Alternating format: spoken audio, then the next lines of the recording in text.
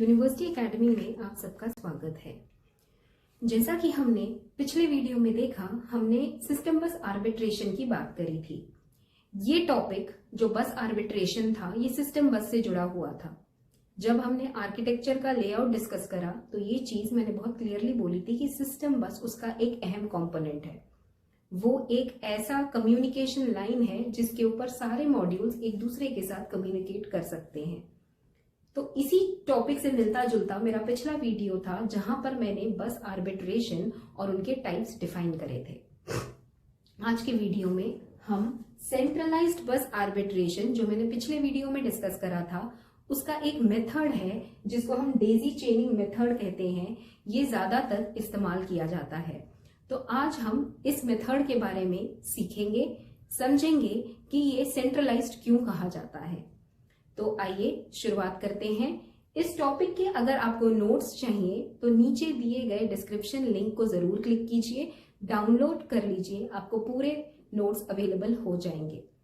तो आइए चलते हैं। बस आर्बिट्रेशन का जो सबसे पहला टाइप है, जिसको हम सेंट्रलाइज्ड बस आर्बिट्रेशन कहते हैं, उसका एक टेक्निक डेजी चेनिंग मेथड के बारे में जानकारी लेते हैं।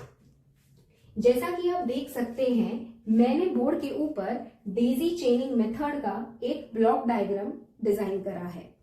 आप सबको ये चीज याद होगी कि मैं बस आर्बिटर किसे कह रही हूं। बस आर्बिटर सिस्टम बस का भी मास्टर कंट्रोल है। क्योंकि सिस्टम बस पे बहुत सारे डिवाइसेस जुड़े होते हैं, तो बहुत बार ये समझ नहीं आता है कि कौन सा डिवाइस बस को इस्तेमाल करे डेटा भेजने के लिए।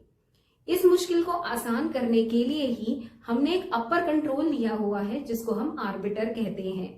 अगर उसमें भी आपका आर्बिटर सेंट्रलाइज्ड है तो पूरा पावर उसके पास है कि वो किस डिवाइस को अथॉरिटी दे कि वो सिस्टम बस यूज कर सकता है। तो इसी की कंटिन्यूएशन में अगर मैं ये मेथड देख रही हूं जिसको हम कहते हैं डेजी चेनिंग मेथड, तो आइए समझते हैं कि ये सेंट्रलाइज्ड बस आर्बिटर सिस्टम काम कैसे कर रहा है। अगर आप ध्यान से देखते हैं तो यहाँ पर एक बस आर्बिटर बनाया गया है जो मेरा अपर कंट्रोल अथॉरिटी है, जो सारे डिवाइसेस को कंट्रोल कर रहा है।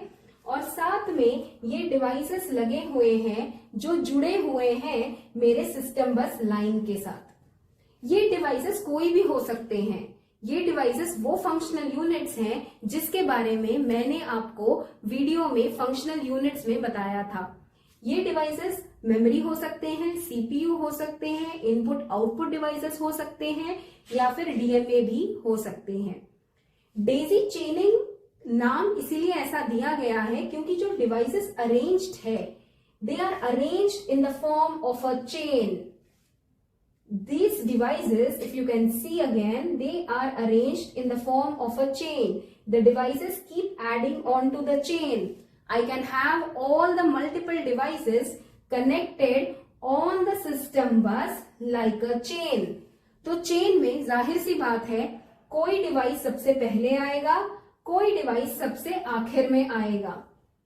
तो यहां पर सेंट्रलाइज्ड बस आर्बिटर जो डिवाइस उसके साथ पहले कनेक्टेड रहा है चेन में, उसको वो सबसे ज्यादा प्रायोरिटी देता है, और जो चेन में सबसे आखिर में कनेक्टेड है उसको सबसे ज्यादा लोएस्ट प्रायोरिटी देता है।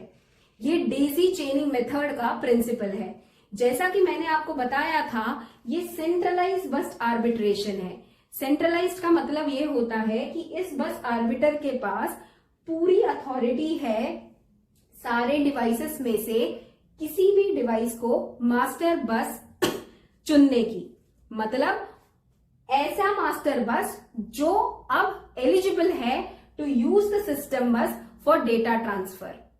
अब इनमें से वो कौन सा चूज करता है, उस पे डेजी चेनिंग का प्रिंसिपल ये कहता है कि जो डिवाइस चेन में सबसे पहले कनेक्टेड है, वो डिवाइस की सबसे ज्यादा प्रायोरिटी हो जाती है सिस्टम बस को यूज करने की। तो जो डिवाइस, जैसे कि डिवाइस 1 है, उसके पास सबसे ज्यादा प्रायोरिटी है, वो सबसे पहले एक रिक्वेस्ट भेजेगा किसे, बस आर्बिटर को, कि मुझे बस को यूज करना है। बस आर्बिटर चेक करेगा कि चेन में उसकी पोजीशन कहां पर है, पहली है, दूसरी है, आखिरी है? अगर पहली है तो इमीडिएट रेस्पॉन्स देता है that you can start using the system bus. और जब डिवाइस 1 सिस्टम बस यूज कर रहा है, कोई और डिवाइस जो कनेक्टेड है वो अपना डाटा बस के ऊपर यूज नहीं कर सकता, क्योंकि सिस्टम बस पे 1 at a time device he data डाल सकता है। तो पूरा डिवाइस 1 जब अपना डाटा सिस्टम बस के साथ कम्युनिकेट कर देता है, उसके बाद वो रिलीज का और एक सिग्नल बस आर्बिटर को भेजता है, जिससे बस आर्बिटर को ये चीज की जानकारी मिलती है कि अब डिवाइस 1 में सिस्टम बस को छोड़ दिया। अब मैं चेन में जो दूसरा डिवाइस कनेक्टेड है उसको मास्टर बस बना सकता हूं। तो जैसे ही वो रिलीज का सिग्नल भेजता है डिवाइस, बस आर्बिटर एक्नॉलेज का सिग्नल वापस डिवाइस 1 को दे देता है that yes I am releasing your use of system बस। तो जैसे ही डिवाइस 1 का चेन से कनेक्शन खत्म हुआ, वो डिवाइस अभी भी कनेक्टेड है लेकिन कम्युनिकेशन सिस्टम बस के साथ अब वो नहीं करेगा। तो अब चेन में देखा जाए तो दूसरा डिवाइस, जिसको हम कहते हैं डिवाइस 2, कनेक्टेड है। तो अब डिवाइस 2 रिक्वेस्ट भेजेगा फिर से बस आर्बिटर को that I want to communicate with the system bus और I want to use the system bus for data transfer. यहां पर बस आर्बिटर की फिर से रिस्पॉन्सिबिलिटी होती है कि अब वो देखे कि चेन में कौन सी डिवाइस ने उसको रिक्वेस्ट भेजी है। अगर वो सबसे नजदीक का डिवाइस है चेन में आफ्टर डिवाइस 1, तो वो उसको मास्टर बस कंट्रोल दे देता है और फिर डिवाइस 2 अपना डाटा सिस्टम बस पे डालकर कम्युनिकेशन स्टार्ट करता है। पर कम्युनिकेशन खत्म होने के बाद हर डिवाइस की ये रिस्पॉन्सिबिलिटी जरूर बनती है कि वो रिलीज करने का सिग्नल बस आर्बिटर को जरूर दे, जिससे बस आर्बिटर को ये पता चले कि now the bus is free to be used by other device. तो this is the best example of centralized bus arbitration which follows a daisy chaining principle method।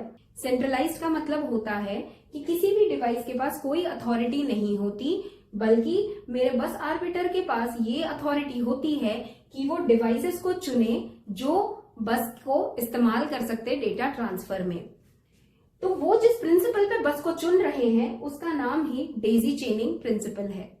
तो ये था सेंट्रलाइज्ड बस आर्बिट्रेशन। जैसे मैंने पिछले वीडियो में बोला था, चाहे सेंट्रलाइज्ड हो चाहे डिस्ट्रीब्यूटेड हो, बस आर्बिट्रेशन के अपने ही फायदे हैं। तो जुड़े रहिए मेरे साथ, क्योंकि अगले वीडियो में मैं डिस्ट्रीब्यूटेड बस आर्बिट्रेशन का एक मेथड बताऊंगी और फिर हम ये दोनों मेथड का एक कंपैरेटिव परफॉर्मेंस स्टडी करेंगे और समझेंगे कि बस आर्बिट्रेशन किन स्थितियों में हमें सेंट्रलाइज्ड यूज करनी चाहिए और किन स्थितियों में हमें डिस्ट्रीब्यूटेड यूज करनी चाहिए। आपको मेरा वीडियो अच्छा लगे तो लाइक, शेयर और सब्सक्राइब जरूर कीजिए। सो जुड़े रहिए मेरे साथ, बस आर्बिट्रेशन टॉपिक को कंटिन्यू करते हैं नेक्स्ट लेक्चर में। Till then have a great day, thank you.